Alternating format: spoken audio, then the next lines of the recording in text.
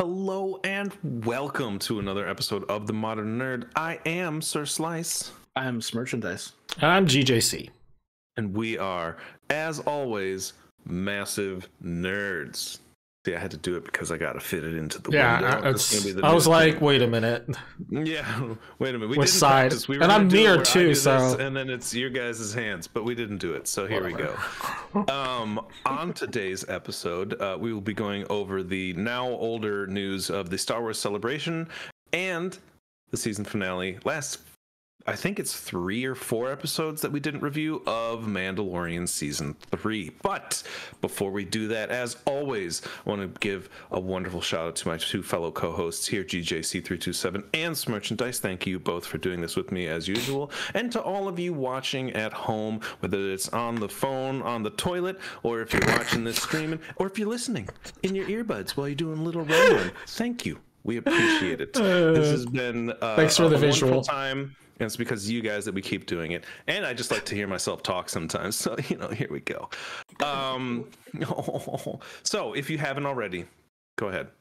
Give us a like and subscribe. We're going to have a bunch more new content. New short up there now. By the time this has gone up, the short should be there. So check it out. We're going to have more of those. It's going to be fun. Yeah. So I'll make more.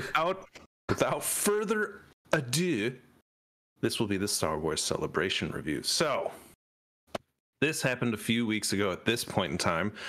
And by the time this airs, it'll probably be May the 4th be with you, because that would seem to make sense. So there was kind of a... Today is May 4th, Tim. What are you talking about? Today is May 4th. Time travel day. We're in the future. A lot kind of happened. Not a lot, but pretty big things that were announced specifically at the Star Wars Celebration. Why they didn't just wait till May the 4th. Yeah, that's exactly what I was going to ask. Why don't they choose to do it? That's so weird. Is there something else that happens on the 4th that's a big reason why people can't? I have no idea. It's funny because I was in... They finally did Star Wars Celebration in London, and I'm not in England anymore. I'm like here, and I'm like, damn it. So the big things that were announced is there are going to be 3 new movies coming out. And before I kind of go into these movies, I'm going to break down the other slight announcement they have, which is a new timeline, which I will then go into where these movies fall. So the new timeline brings a whole bunch of other stuff into perspective. It makes a lot of things possible canon. So you start with the Old Republic, which goes back... I mean, you played those games, those Knights of the Old Republic, all that stuff. Those go back way back in time. Then you got the High Republic, Fall of the Jedi, which is where what's it called starts. The prequels, because they start to fall in there. Rise of the Empire, which is basically the end of the prequels to the original trilogy. Age of the Rebellion, the New Republic, which is what we're watching on Disney Plus right now, and then Rise of the First Order, which is the 7, 8, and 9. So there have been the 3 movies that were announced is I got them right here. Dave Filoni is doing a Disney Plus movie basically, but it'll be on the big screen with all those characters. James Mangold has something called Dawn of the Jedi, which goes back 25,000 years prior to Episode 4. And Lord, I'm going to mess this up. Shireen Obaid Chinoy, I hope I did that right, is going to be a movie with Rey Skywalker's return, which is where a lot of questions are going to fall. So, first off, gentlemen, how does this kind of make you feel with this new timeline and the movies released? How when feel we you? See that it's just Old Republic, High Republic, Fall of the Jedi, Empire, Age of Rebellion. It's basically just like 2 things fighting for the last 30,000 fucking years. It's a lot of back and forth. How do you guys feel about that? Yeah. George, you go first. I mean, there are some interesting points. If like if it is what it's promised, it does seem like they're going to be doing like the origin of the Force, sort of before the divergence of the Sith and the Jedi. So because technically speaking, they were all Jedi kind of to begin with. Like, there wasn't really, like, that's the Sith spawned from an offshoot of the Jedi. So you must imagine that there was some point where the Jedi and the Sith were much more similar than they are now, right? So it'd be interesting to see where is the origin of the Force, and that is what they kind of sort of been promising us with that oldest, furthest, earliest timeline movie. So I'd be curious to see that. I know the reason why, it seems like the reason why they chose to do a lot of this is because they are listening to fans in a way, at least some of the fans, where they're saying, we want to watch new things and new parts of the universe that are untethered by the Skywalker saga. Which is a good thing. I understand that. But there's obviously people who are also saying, like, I don't know who, but somebody must be out there saying, I want to see what happens to Rey. And like a continuation of the storyline. Not her specifically, but at least a continuation. Like what happens after Rise of Skywalker. So that seems to be why they're doing a spinoff with her. Or not a spinoff, a movie with her. So it'll be interesting to see, I guess, kind of how she reforms the Jedi Order in her own image, as opposed to what Luke was very dogmatic and like, oh, we'll do things by the book, like the old way, you know, which is probably the downfall of him as well. So True. Interesting things that are happening. I am more interested in essentially the talk of a movie where everybody in the Mando universe kind of timeline, part of the timeline, has to deal with Admiral Thrawn, which is like, yeah, like the rise of the First Order. Essentially, they didn't even like, you know, one of the big things they showed at the celebration was you know, Ahsoka, and they didn't even like try to hide it. They just said straight up, as heir to the Empire, which is like, if you know anything about the books, like that's one of the series in the novelization now. They're legacy or legends. They're not canon anymore. But literally, the series about Thrawn, the book series about Thrawn, was called Heir to the Empire. So it's like, I'm very excited to see how that goes, because I'm in the boat of fans that are like, I don't want to watch stuff that is tethered by the Skywalker saga. I don't want that. I want to get away from that, because that only bogs us down to good storytelling. Like, give other people a chance. I don't mind the occasional cameo where like Ahsoka shows up, because she's fucking badass, and it's great that she finally made it to live action, but Bo-Katan, because those are awesome characters. But they're not very tethered. Those characters are not hardcore tethered. Like, now that Luke is gone, like, and they're in the right timeline for spot for Ahsoka, they're not tethered by what's going to happen with Rey and all that BS, you know? And hopefully they won't have to deal with Luke that much. Seems like they're not going to deal with Luke. They're just going to be like, you go do your thing. Like, we're not going to bother you. Like, anyways, that's my thoughts. Yeah. Lay Dan.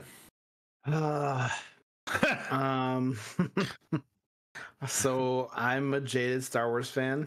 Mandalorian and Boba Fett, one of the things I've really enjoyed recently. I have not watched the rest of Star Wars Rebels, which I am looking forward to finishing. Me too. To really getting the most I can out of the live action Ahsoka, which I am also looking forward to. Beyond that, I question whether even the most hardcore Star Wars fan is even this thirsty. I guess they probably are, but this still seems like a lot to trust in your fans. Like, who wants this much? I suppose I'm intrigued about an origin of the Jedi. 25,000. I mean, that's intriguing. I'm not like counting down the days, and even beyond the rest of this, I'm certainly don't give two shits about Rey Skywalker. Just the way that they've done that. And I mean, look, it's nice to see with the, even though I didn't like Obi-Wan either, it was nice to see the fans be so kind to the return of Hayden Christensen, and his, you know, and his them you know, movies weren't his fault. You know, I know he's a good actor. I've seen him act in other things. He's a good actor, but he didn't do a good job in those, and that isn't really necessarily his fault.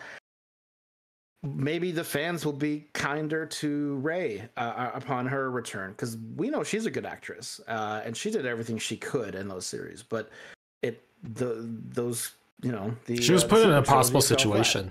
Yeah, like I'll say it. I liked her in those. I got no. I like her as an actress, and I like her. It's the story. I want to be clear. Like I didn't care for Hayden Christensen, but I did like her. But as Mark Hamill himself said, "Oh, an orphan in the desert with the droid carrying secret plans." Like, sounds familiar. So beyond these few things, it just seems like they're really hoping everyone's super into this, gonna really want to rush to see everything, and I don't know. It's definitely possible. I just think they're riding a lot. I think I hope it really frustrates me when you can see something as good as, like, especially this latest season of The Mandalorian, be as good as it is, and the movies, which are higher stakes, just kind of even if they do well, they're not received well, and that's really frustrating. And I don't know. Anyway, yeah, blah blah blah. So it's an interesting moment, I would say, for Star Wars, because not only is it, yes, the 3 movies, which I'll kind of get into more, but it is those timelines. Like, how many movies are we gonna, is this just the beginning of the movie list that we're gonna get for things? Like, are we gonna fill in more of the Old Republic? Are we gonna fill in the High Republic? Like, why did they announce these timelines if they're not, like, we've only got 3 movie announcements? So since it is just the 3 movies, I don't feel like that necessarily is too much, especially if they spread them out a little bit. Like, okay, 3 movies over the course of the next 5 years, like, maybe we'll get a couple here and there. Because when the Disney Plus characters movie shows up, like, do we need to see, like, are we getting another Boba Fett series before then? We're getting Ahsoka before then. Are we getting Bo-Katan's show before that? We're obviously getting Acolytes as well. Is that going to tie in, like, which they talked about a little bit more? Like, how many different things come into the thing there? One of the questions I also had was, like, are they giving us a movie? Would you rather have the movie version of, like, this tie-in, or would you rather have them go the course of, like, Netflix Marvel shows and do, like, the Defenders, but do, like, just a show that is this movie instead? You know what I mean? Like, take that movie, stretch it out into 8 episodes, and give us a little bit more, because that's how we're used to these characters, is we're getting hour-long episodes. We're getting 8 hours at a time of this content, and to kind of wrap it up in 2.5 hours, 3 at absolute most, like, is that going to cheapen the experience and make it kind of feel like Serenity, where you're like, what the fuck is you just combined everything into one little show or one little movie? I think so that's my concern with that. I think to address the concern, you're obviously right. Like, it's they're banking on movies. This looks like it's a 5 to 10 year plan, in my opinion, right? Like, is that, like, not the estimate? Like, it looks like it's a 5 to 10 year plan to that. So, but my thing is like, with the way that the trends of how movie going is just declining in general, not just here in the United States, but all across the world now. Like, we're already in the post-pandemic, like, era as far as, like, movie going goes, and they didn't, like, come back to the pre-pandemic levels. They're not even close, and they're not going to, and I don't think it's going to ever get back there, because movie going is different now, and in 10 years it'll be even more different. And to try to invest that much time and money and work into movies, I think is a big mistake on their part. Honestly, I think they need to consider what is more scalable and what is more digestible for the average consumer.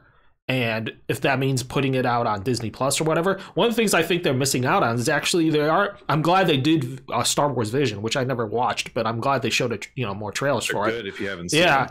I think they need to invest more in their animation department. Bad Batch is really, really well done. Star Wars Clone Wars Tales of the Jedi, which they put out, which is stories about Ahsoka and what is his name, Dooku. Oh yeah, very well done by the same people who did Bad Batch and Clone Wars. They need to invest in that, because also, if you're talking about a 10-year timeline, you're talking about, you're talking about indoctrinating a new generation of of Star Wars like kids, right? We're probably the second generation of Star Wars children, you know, like we are, and then there's like one after that, and now there's going to be like a fourth generation of Star Wars kids, maybe, or maybe we're like in the third, about to. So like cartoons and animation are just so much more accessible, and I'm sorry to say, when you're a parent, like you see Mando and you're like, it's a little too realistic, I'm not going to let my kid watch it. But if it's like Bad Batch, yes, they're doing almost the same thing. They're shooting people. They're doing things like, you're like, it's animation. I don't care. And like, it's easier for them. It passes the screen, you know, the censorship bar a lot easier, threshold a lot easier than live action. You know, even though they can be about just serious things, but because it's in the, you know, in the sheep's clothing of animation, you can indoctrinate a whole new generation of Star Wars fans and children to like Star Wars, and then maybe put out an occasional big film to get them to go see it, you know, and they're like, Mom, Dad, I want to see it because this is about like the Bad Batch, or this is about like, you know, something animated show that I watched, and now it's like a full length animated feature for 2 hours that I watch. Animated features I know are not necessarily cheaper, it's just different, but I think they're slightly more scalable, and I think honestly you might get more bang for your buck. Yeah. That's a good point. I like that, George, but I don't think they have the foresight to see that. Like, maybe they're greedy. Like they just want they want, like, this is just the movie industry in general. They want people like Martin Scorsese who like go hard on like Marvel films and stuff like that.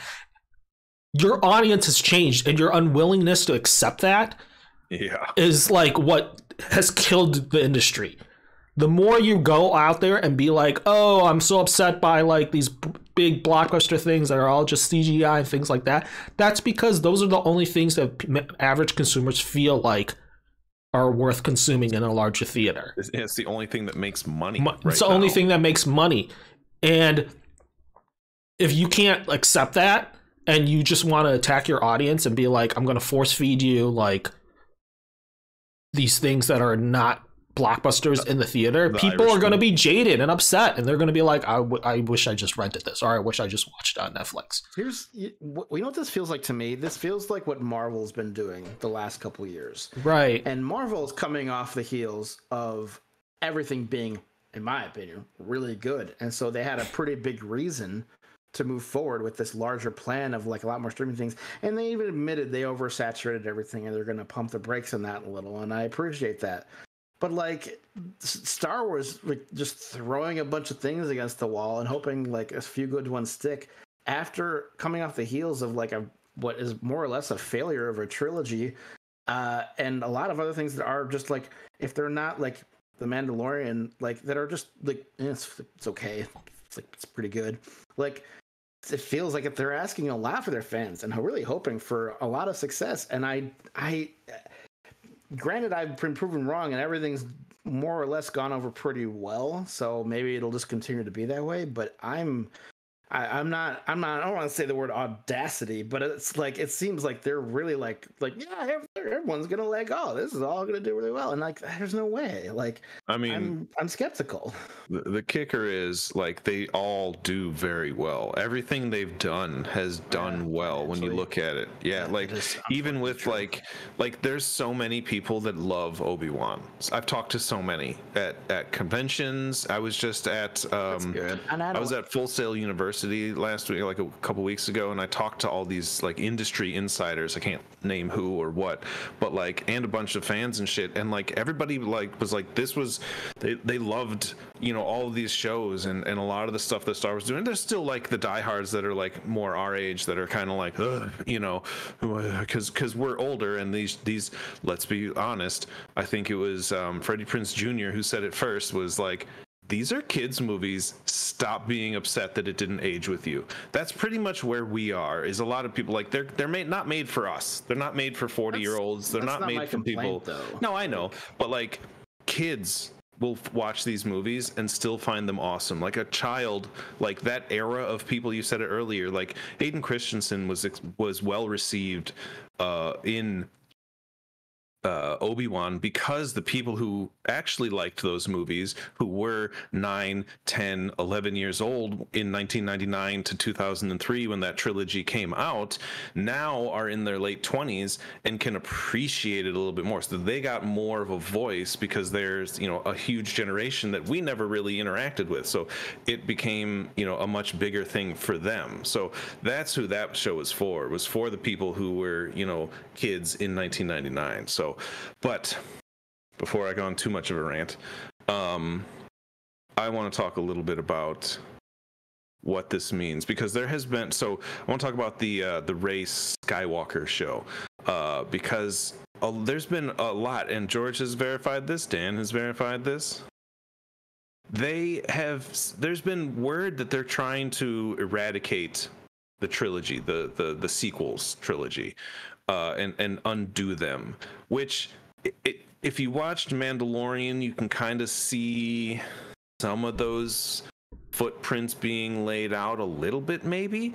But then they go and do this, where they're like, oh, hey, we're gonna remember those guys, we're gonna keep doing those guys. And it's like, wait, you're the company that said, hey, we're sorry, but also not sorry at the same time. So like, what does this mean? Are they staying with, we're going to eradicate the trilogy and redo them in Disney Plus? Or does it mean it's going to stand and they're going to just move on and hope, that nobody remembers that absolute atrocity? So I'm confused with what they're doing and why they're doing that. They're backpedaling, and they're just never going to acknowledge that what they said before ever again, and these characters just will never meet, and it's just going to act like it never happened, and there will be very unofficially 2 separate timelines, more or less, and that's how it's going to be. I guarantee.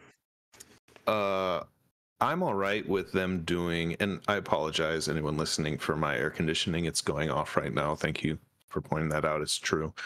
I'm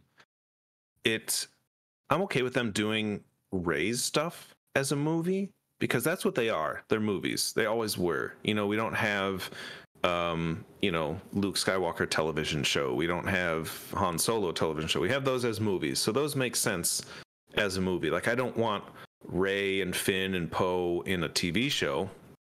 That would feel weird to me. You know what I mean? Finn's never coming back. Yeah, right. But like, then you get the Disney Plus characters, and they're going to be in a movie, and I'm like, just leave them in the show. Like, it's very confusing a little bit. Well, the Disney Plus characters movie is not going to be for like at least another 2 years, and it's like it's going to be the end of the like. I'm sorry. I mean, it's probably going to be the end, the ultimate, the climax of like the Mandoverse. So to tie it up. They deserve for a story that's technically spanning, probably going to be, I would say, like 3 to 4, 4 shows definitely, and then up to, you're looking at maybe 6 to 7 seasons worth of shows. Like, they deserve to have a movie to tie it up. I'm okay with that. That makes sense. Yeah. Something grand and something epic to like watch on the big screen. People will go see it. See him on the screen. People will go see it because it'll be like, this is like the final. I'm assuming it's going to be the final confrontation with Admiral Thrawn. So it's like going to have everyone. It's going to have the rebels from the Ghost. It's going to have, Mando. It's going to have Bo-Katan. It's going to have Ahsoka. Like, everybody's going to have their own like storyline or whatever to get that kind of ultimately climax. Maybe we'll find out what truly happened to Grogu. Like, and what happens to him. Like, I hope so. Fingers crossed. I hope so. That they still have good writers by then. Decent at least. All right, so the last bit of this is the James Mangold helmed Dawn of the Jedi, which, to be honest, like, that's the only one that I'm like not chomping at the bit, but I'm more excited for that one because it is, as everyone's talked about earlier, that it has nothing to do with Skywalker, you know what I mean, or anything like that. So you can do whatever you want. Nothing's been told in that era that I know of, that the mass majority knows. So you kind of get this blank slate to play with, which makes it a little bit more promising. Plus, James Mangold, like, he, Wolverine, Logan, that was amazing. Like, amazing film. So I have this quote from James Mangold that I wrote that I want to read. And again, this is a quote I think that he said in an article at least.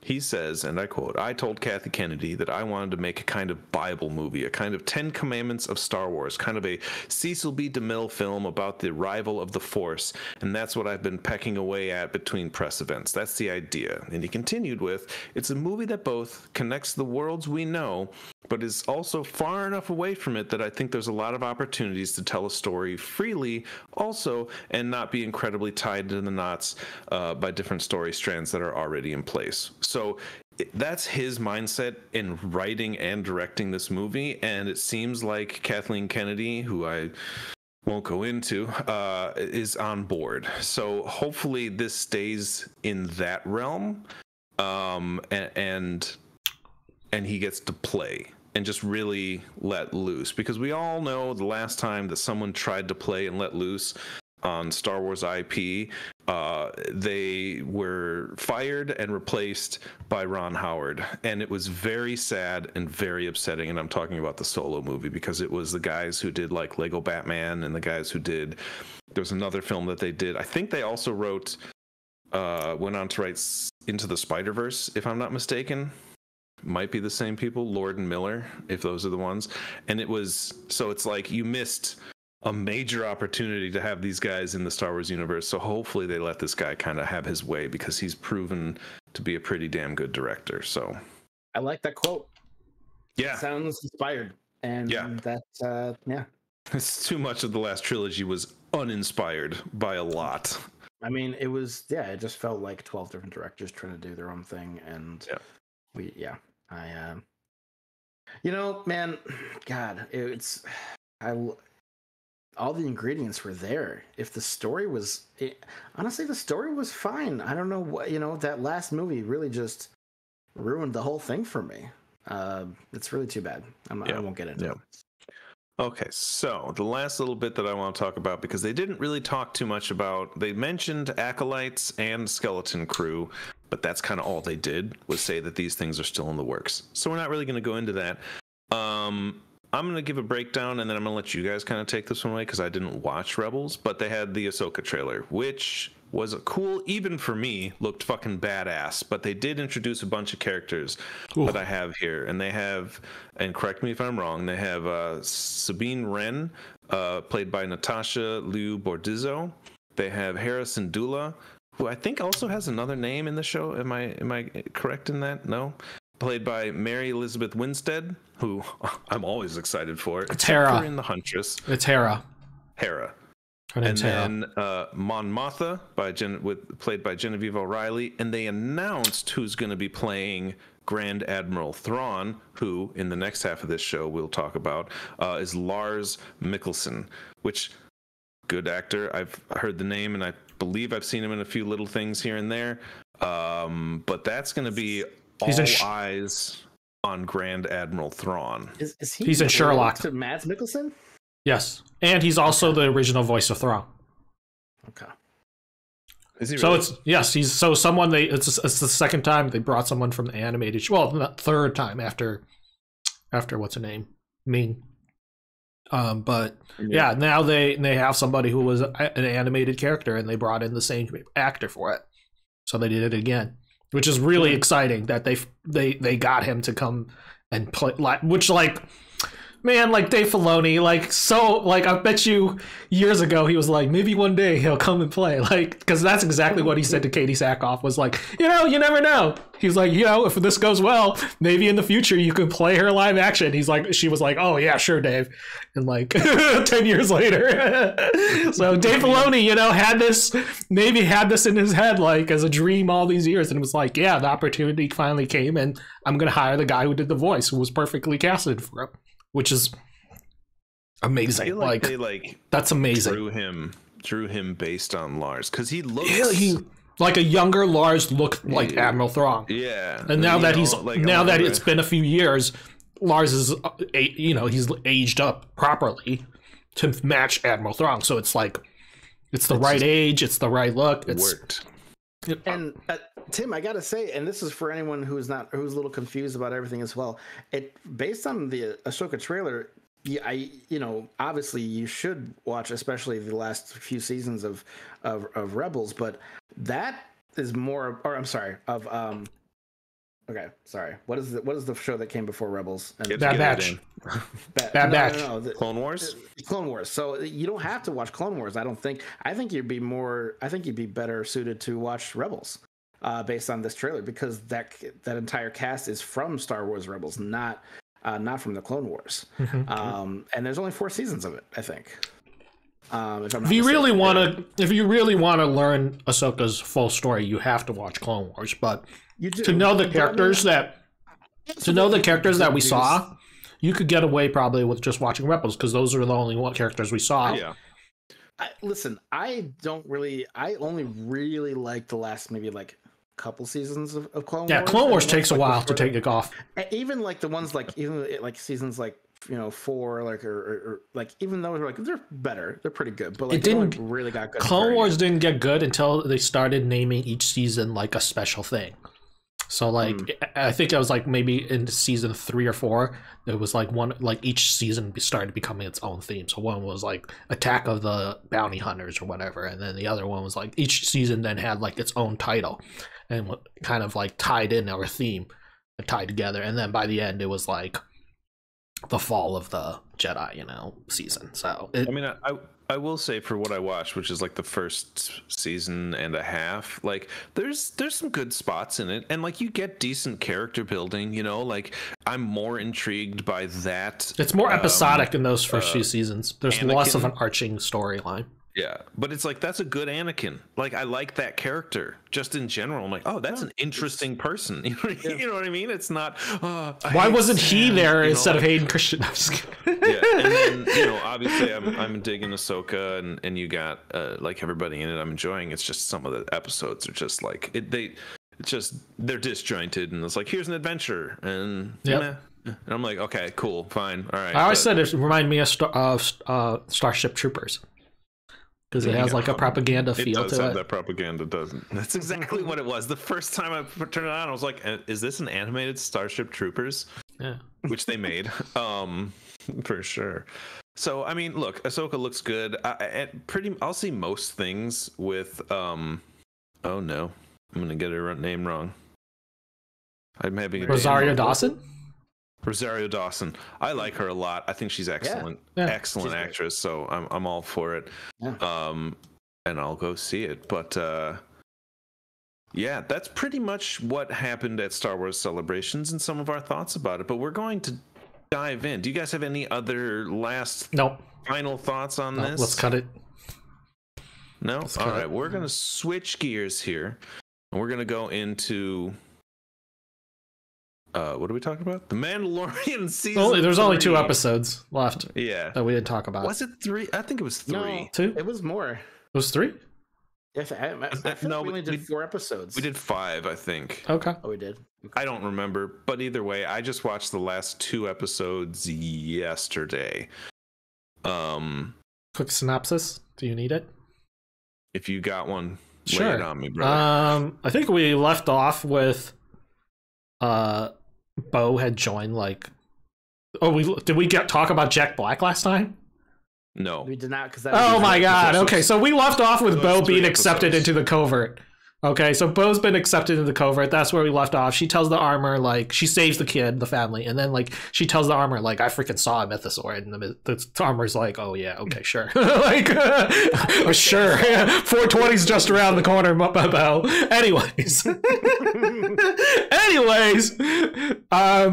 then they get like Bo, like she straight up tells Bo to take off her mask, and Bo does, and sends Bo off on a mission to essentially bring the Mandalorians in exile back to them and whatever. And Bo goes off on this crazy adventure with Mando and Grogu to the Jack Black planet. It was.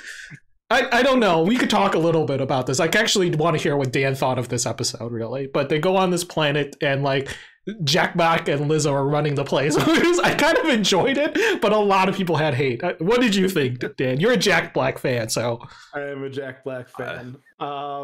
I It was so random. When I saw it was him, I was like, "What?" And he's, so my initial reaction is like, all right, like let's just see what happens. I don't know. So he started off his one of his first lines is have a little sippy sip, and I'm like, oh man, you gotta reel it in just a little. Nah. just reel it in just a little, like this is a special occasion. I would say that's why they got him, Dan. I would say as we move forward from that moment, I honestly I couldn't have had more mixed feelings. Agreed. If possible. Like I love him. Does Jack Black and Lizzo belong in this universe? Maybe. I don't know. They've had crazier things. They've had crazier guest spots happen. I feel like maybe not. Maybe that's the craziest. This was a cameo of like episodes. It was. I will say Lizzo, for not being an actress, definitely took it more seriously and good job. reacted She did a great to job. The realistic cuteness of Grogu, and that was believable. I didn't buy them as a couple at all. It definitely felt like they were in terms of their chemistry. I didn't believe that they were in love. Like they were like kind of not like they were barely touching each other. But other than that, it's fine. I have eased up a little bit on shows like this, and we're not gonna see them again. Probably not. I guess I don't know. Definitely not. Probably not. But it was for what it was. I do think it would have been better service to get someone who took the roles a little seriously and give someone a chance, other than these people who probably don't need the spotlight. It was a weird episode. It was a weird episode. There was a total of Christopher Lloyd. Yeah, Christopher Lloyd out of nowhere too. There was about 5 minutes of necessary content in that entire episode, and it was like the last 5 minutes of when they like go. That's the episode where they fight at the very end, her and Axe. And that's it. That's the whole thing. That's the only thing that moved the story along. But here's how I feel about that. That was 5 minutes more than how it usually used to be. Yeah. I gotta say. Yeah. So but it was. I'll take it. It was, and it was very much like old formula, but it was. Look, was it fun? Sure. Was it slightly entertaining? Maybe. Did I love seeing Christopher Lloyd? You fucking betcha. Yeah, he was fantastic, and like to make him the bad guy, but then to kind of like have it come like at the end, like he wasn't remorseful, which I thought was like great, but then it was like also. Like the way they handled it wasn't like kill him, and he took it with grace himself. I don't know if anyone else noticed that no one escorted him away. Yeah, I mean he was in a place of he was respected, so they like all right out of courtesy, Yeah. But they exiled him. It was a weird episode. I forgot to see Lizzo, but other than that, it was a weird episode. I like that Grogu got knighted just randomly, just for helping the queen cheat. At whatever game that was. Why not? Because why not? Sure. And then Bo-Katan got a ridiculous size key, like key to the city. The thing was like, where the fuck is she gonna put that thing? Like, what the? Oh, it's ceremonial. She probably tossed it out of the airlock as soon as they went to orbit. But break it down for parts. I totally missed the part where they had a pirate space battle, sort of too. They rescued the people of Navarro first, then they went to Lizzo. To me was like as a gamer I was like I've played this part of the game before. You're trying to go somewhere but you got to stop to do a fucking fetch quest for someone before you can get into there. It was a fetch quest. This feels familiar. It was a fetch quest. I think maybe because of that reason it didn't bother me as much, because it was just like more or less kind of fun episode. But I forgot they fought space pirates, so they ended that storyline. Then they went to Jack Black. The space pirates was very entertaining episode actually. They did a quick little fake out where Jon Favreau does the speech of like, why should we help these people? Because we're Mandalorian. Anyways, that part was great. But and then after that, they bring Axe. Yeah, it's all story. And this we're they get the people from Axe Wolves, the Owls back, and they go to and meet up with the rest of the Mandalorians on Navarro. Can I point this out? The episode was called Spies. episode 7 was called Spies. Yeah. And it didn't really have to really do didn't need to be. With Yeah, spies. the whole episode I kept waiting. It featured for the that one spy drop. at the beginning, and that was it. Was that what it was? Yeah, when what's her name, came to talk to the little. Oh, that little, shout out to episode 2. Remember the little probe in episode 2, or not episode 2, episode 5, Empire, when that on Hoth, where like it's the seeker, hunter seeker. The hunter seeker showed up in that spy at the beginning of the spy episode and talked to that lady. And the lady talked to Moff Gideon and gave him the heads up about the Mandalorians coming back together under Bo-Katan's banner, you know? So, anyways, Spies was a very deceptive one. You know, a lot of people were guessing about, like, oh, like, the armor is actually a spy, or Axe Wolves is a spy, or like Sasha Banks, whatever her name is a spy. Like all these people had these theories about, what her character is. Not Mercedes. I know. But they're all like, oh, there's another spy in there, and I was like, this is just BS, dude. You guys are just like thinking. Wait, they're like, oh my god, the way you know that she's a spy is because Moff Gideon's armor has horns, and the armor's armor has horns too, and you're like. Really? You're gonna take that? Like, if you look up the videos that came before that, the next episode, like after that came right after Spies, every single like Star Wars YouTuber or whatever TikToker out there was like, "Oh, secret like spy armor, blah blah blah." Every single video was about that, and all of them were like, "Oh, they wore the same style helmet." I was like, "Do you not see all the other Mandalorians? They all wear helmets." They all look the same. They all fucking look the same. You guys are taking the tiniest little thing and blowing it out of the proportions. Same thing happened to Picard too, but I'm not going to spoil it for Smirch in case he decides to watch Picard one day. But so they do that. Spies is like, you know, it's a trap. Like obviously, it's a trap. Go watch this YouTube short. It's a trap. So ends up being a trap when they go into Mandalore, and Gideon is just there waiting for him, like waiting for Bo and waiting for everybody because he has the heads up from the spy on Coruscant, and then traps Mando, and that's where they end that episode. That was a good episode. Thoughts? That was an exciting episode. Yeah, I enjoyed it. Wait, you mean with the episode where Paz Vizsla dies? Yeah. Yeah, dude, that was huge. That was a huge moment. And man, why they gotta kill him off?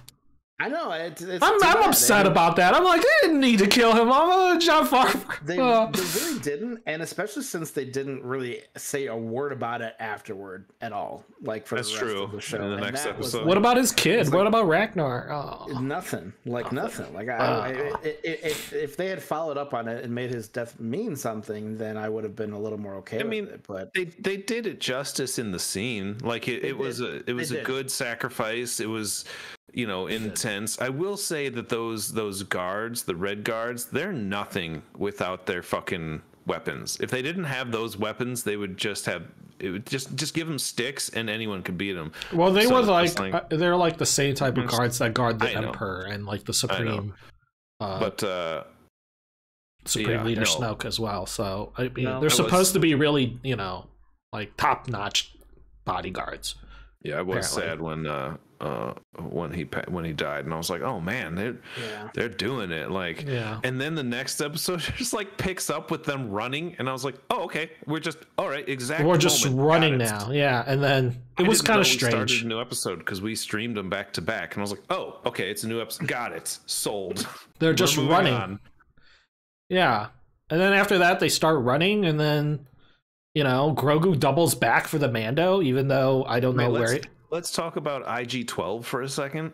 The Krang of the Star Wars universe. She's like that scene in the market where he's like, yes, yes, yes, yes, yes. Watch going like this. Yes, yes, yes, yes. Next short is gonna be that. Yes. Yeah. Yes. Yes. Did it right? No. Yes. Yes, done. No. Damn it, I want my fucking video editing back. No, but that was a nice little. So first of all, I will say I had both Jack Black and Lizzo spoiled, and I had the IG-12. Oh, I didn't moments have any of spoiled it spoiled, because thank God. I waited, unfortunately, to watch them because I didn't have access for a little bit because of moving and all that crap. But I was like, I saw him inside the chassis of the IG-11. I was like, son of a bitch. Like that would have been a much more poignant moment maybe for me if I hadn't seen all that. But I will say it was cool. I didn't like how they really did nothing with it though. You know what I mean? He basically just walked around. It was just a new pod for him to hover around. Like he didn't all the cool stuff he did in the finale, he did outside of the fucking IG-12 bot. And I was like, well, why wouldn't you do some cool shooting or some jumpies or some kickies, like something? But it just was a mode of transportation. I figured somebody in the department was like, look, to bring back IG-11, it's going to cost this amount of money. And if you're only going to use them for like 10 minutes of the season, like it's really not worth it. So why don't you just find another way to use this freaking thing for like at least another episode? And they're like, all right, we'll put Grogu in it. And they're like, done. And then that was it, because that's probably how much like it became like we're spending way too much on this brand new thing that like, why don't we just try to use it a little more? And they were like, fine, we'll put him in there for like an episode where he walks around and pretending to be Daniel Bryan. Like it was ridiculous. It was funny. I like the part when the Zealots delivered the IG-12 and they were like, Grogu man, no squeeze. And then he ran away from Grogu. Grogu man, baby, no squeeze. Like he's still traumatized. It was good. It was good. I do have my weekly nerd rage moments. If you guys want to hear it, let's hear it. Kind of want to hear what you guys think about it, because it's just like it's first of all, it's one of those ones where it's just like these things just sort of happen, but they kind of like write themselves into a corner when they do something like give all the stormtroopers Mandalorian armor. Yeah, that was okay. How are you shooting anybody if that's the case? How is anyone going to die if we're all wearing bulletproof vests? It deflects, but then so that it deflects only when they want it to. But then when Din Djarin wants to kill someone, he can shoot them. Well, and I'm just like, what? He basically is happening? He John Wicks them. If you kind of notice, it's serious. He like shoots them in the neck. He shoots them underneath the chest plate in the belly. He shoots them in the foot. Most of it. Plenty of times he shot them like in the face, and they just went down. And I'm just like, I feel like Mando. From watching it, to me, it seemed like it was wear and tear. Like they can take X amount of shots because they're not being forged by Mandalorian armorers. They're not refining the metal properly. I never gave it full. That's the way I'm looking at it. I'm like, oh, okay, he got shot like 4 times in the chest. 5th time, he dies. All right, well, maybe they don't know what they're doing with the Beskar armor. Like, who knows? You know, maybe not. Maybe they didn't quench it long enough and it is brittle. I don't know. I've watched a few of those episodes of that Forged in Fire show. Ooh, I have too. It's a good show.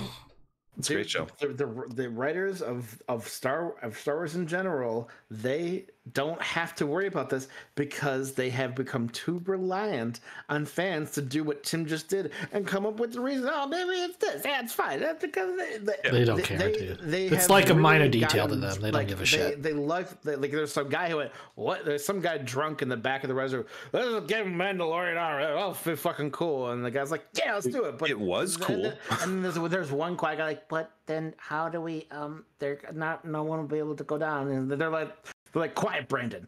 Like that guy's like the guy from The Office who doesn't get a piece of cake. Yeah. We're here eating cake. Why do you want to rain on our parade?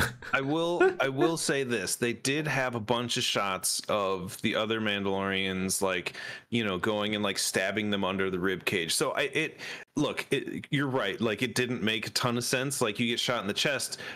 both Paz Vizsla and Din Djarin took like 30 shots dead on to the chest. They look like they hurt, and they should, because you're still getting an impact. But then like these guys take 3 shots and they're dead. So it's like, okay, it's bad. It's it's a mob armor. Got it. But my bigger question is, and again, that this question is happening with my air conditioning going again. What happened between this moment and the First Order? Like, why do the First Order stormtroopers have plastic armor again? And yet at one point in time, there was some of the most badass armor. Like, if they just had... They lost Mandalore. I'm fine with it. I'm fine they with lost it Mandalore. being weaker. Right, I'm fine with it being weaker. Oh, they did lose Mandalore. Okay, touche. They lost their source of... They lost their source of Beskar. There's no more Mandalore. Mandalore got taken back by the Mandalorians. So far. Who knows what happened? Yeah, but like there's... Or hear me for a second. They didn't think it through. Yeah, that's fair. But that was my big problem with it, was like, wait a minute. It would have been cooler, and I think giving them better armor, it doesn't need to be Beskar, would have made more sense, because my biggest problem, my nerd rage of all Star Wars, why are they even wearing armor? You just get shot in the chest. They needed the stormtroopers to wear Beskar because Captain Teva. I'm talking about stormtroopers. I'm talking about. No, well, I mean, the reason why they gave these stormtroopers Beskar is because they needed to tie up the story with Captain Teva when he found the piece of Beskar alloy inside Moff Gideon's ship, to, like that foreshadow point. They didn't really acknowledge very much. Well, I mean, they tied it up because Mando went to go see. Oh well. Well, we can move on to the next episode. Final episode. There's a showdown. Bo-Katan, everyone, all the Mandos, armor, axe wolves, crashes a giant cruiser into the freaking base where Moff Gideon's by. But I don't know. I was like, what a waste of a ship. But that was just me. I was like, what a waste of a ship. I'm sure there could have been other ways for you to, like, but they wanted it to be epic. So axe wolves was like, I'm going down with the ship. Like, but then he didn't go down with the ship. He like flew out last minute. But I thought they were gonna go down. He was gonna go down with the ship, but apparently not. And so there's some air jetpack flying around, fighting with jetpacks. Lots of fighting with jetpacks. I say it was badass seeing the armorer just fucking murder people with that hammer. Yeah, just with the hammer. Bonk. Oh, it was so cool. Well equipped to deal with all that. Like everyone else is shooting blasters and. She was the only one going melee, dude. Her and Bo-Katan with the lightsaber. Darksaber. I really thought, like, are we gonna see her finally wield a different like weapon for this like really intense battle? She's like, Darksaber's gone. Darksaber gets destroyed in the fight with Moff Gideon, but finally Grogu saves both Moff Gideon and Din with the Force when the ship blows up the base and Moff Gideon gets turned into a crisp. Moff Gideon's got a whole like. Which is kind of iffy because Moff Gideon has like a whole like Iron Man suit going on, so I'm like a little bit question mark. Is he like where am I gonna is this gonna be a Shredder thing with in the garbage dump where his hand reaches out at the end? Super Shredder. Like, yeah, Super Shredder. Kevin Nash. Yeah, but I mean. So that's the end of that. But like this, what's interesting about the last episode is not so much the climax of the battle with Moff Gideon and the confrontation with that and all the Mandalorians. But what's interesting about this episode, it had like 3 different types of endings. I almost thought that episode was about to end like 3 different times. It could have ended 3 different times, but it just kept going. Like, first they go to Captain Teva and they go and get like this. Then there's the story with IG-11 coming back and becoming the sheriff. And then there's finally them like, there's also like a Mandalorian celebration where like somebody gets rechristened again with Ragnar. Like there was like 4 different endings to this episode. I feel like they were trying to figure out how they wanted to end the episode and they're like, why don't we just throw them all in? Like, But none of the endings acknowledged the fact that the Darksaber got destroyed.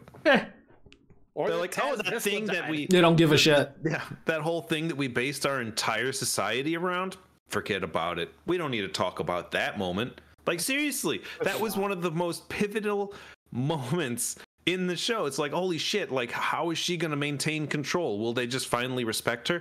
No, we're just not going to talk about it. They finally respect her, just without it. But do they? No one says it. No one, like, there's nothing. Look, here's my thing. I liked the show overall, but it is far from criticism. Okay, we can for sure tear this thing apart like it's our job, and you know what, folks, it practically is. I do want to say the ending felt like an ending. It did. You could almost end a series on that note to a certain extent. Right. That's kind of how it felt, and no teasers, nothing. nothing. Well, I said the other day. And I think I liked it, but also it's like this still felt like we said a lot unsaid. Didn't acknowledge Darksaber, didn't acknowledge Taz Vizsla, a lot of things to be talked about clearly, but I think there was a reason for that. And the reason is this show is The Mandalorian. This show isn't Bo-Katan and The Mandalorian. It makes sense why they don't live in Mandalore. It's The Mandalorian. I mean, granted, like the way it's been built this season, it has been kind of Bo-Katan. Yeah, that's what the last thing I was going to ask is what you guys felt about that. The kind of reason, and I'm just realizing, like, why we didn't get answers for all these things is to remember that this is about Din Djarin and now, Din Grogu. And I think that's a good thing, and I like the open-endedness, and I kind of hope that they keep this kind of, I don't know, I'm sure we'll see them again, but I kind of like the recipe of like him riding side saddle to like someone who needed to do something, and I don't think it'll ever be this epic again, but I hope he has like another partner, in crime, like for the next season. I think that'd be a good dynamic. Yeah. I liked Bo-Katan kind of taking a more starring role in it, and to Dan's point, like, I'm sure you appreciated that as well earlier, because you didn't really care for all of the masks and the no facial expressions and the monotones and everything, but having someone who has the capability of taking on and off their mask and giving you a bit more of a performance. Granted, she's usually giving you every performance all at once, but this, she toned it back. It was a lot better than some of her previous stuff. But it was nice. Like I liked this sort of ensemble for the last 5 episodes. I kind of thought it was kind of neat. Like I wouldn't mind if they kept her around. Obviously, she's getting her own show, so it'll have to be someone else. I think. Ultimately, in the beginning, they were going to do that through season 2 as well, with Cara Dune. I think they were going to have her tag along, but they couldn't do that because she's a piece of shit. I think. And so now they're like, well, let's just do it with Bo-Katan, which I think was kind of a stronger choice because it's a more interesting character. But it did lose out on an opportunity to create a new interesting character as opposed to one that already existed.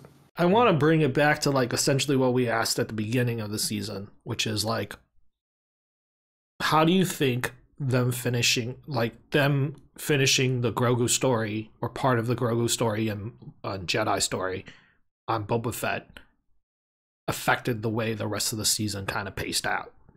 Like, it makes you wonder now, was there a point where they were like not going to put that on? Well, we know there was a point they weren't going to put that on Boba Fett. So were we supposed to see those episodes that happened on Boba Fett, the reunion, like at the beginning of was it at the beginning of the season, and like maybe Bo-Katan stuff was really not supposed to get like that deeply involved with the Mando this season, but because they needed to fill something, they're like, shoot, like we need to like add more Bo-Katan and fill this gap, that 2-episode gap. At least 2-episode gap with more stuff with Bo. Yeah, with more stuff, right? And then like. That way, it like we get to know Bo, which is good for Bo because we get to know Bo more and usher in her series a little bit smoother in that scenario. Or like it really makes you wonder how the pacing of this show or in this season would have gone if we didn't watch didn't have Boba Fett with Mando in it, right? Do you understand what I'm saying? Like, yeah. You could see there's like filler episodes. Like I hate to say it, the one with the Dr. Pershing is another filler episode. It was like you could have told his part of the story in a relatively short amount of time if you really had to. You could have gone without telling that story, to be honest. Yeah, that felt something was off there. Was the payoff for that supposed to be the reveal that he was cloning himself? Was that the whole? Because if that was the payoff for that whole thing, the payoff was the spy. Underplayed. The payoff was to position to show you that what's her name was a spy on Coruscant. What was the So that's my point is like, it feels like they were like, okay, we need to, like, our 2 episodes that we initially were going to have, or whatever amount of episodes we were going to have showing Grogu's reunion with Mando, we can't use that anymore because we used it in Boba Fett. Now we got to fill in 2 extra episodes. So how do we do it? Let's extend this Dr. Pershing story, and let's do this random like thing, and let's bring in some Star Wars fans. Jack, are you around? Lizzo, yeah, okay. Like, do you know what I'm saying? Like, you could see where they had to fill in now, and maybe that's what's weird about the season.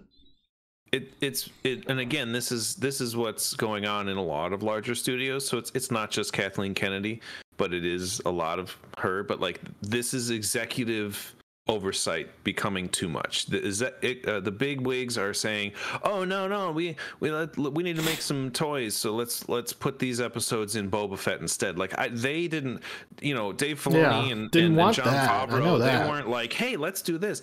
Like, you can see the bones of season 3 of what Dave Filoni and Jon Favreau were doing, and it was excellent because the overall, minus those couple little moments, the overall story they told was more them than in the past seasons. The first seasons were a lot of people being like, no, do this, no, kind of change that, all right, Boba Fett is going to be ours and whatever. And so like, we almost didn't have Mandalorian season 3 with Jon Favreau because he was like, if you don't step the fuck off, I'm not going to do any of this. Good fucking luck. He basically said that in so many words to Kathleen Kennedy, and she was like, all right, look, you want to go play, forget it, just let's do it. And so he was given more free reign.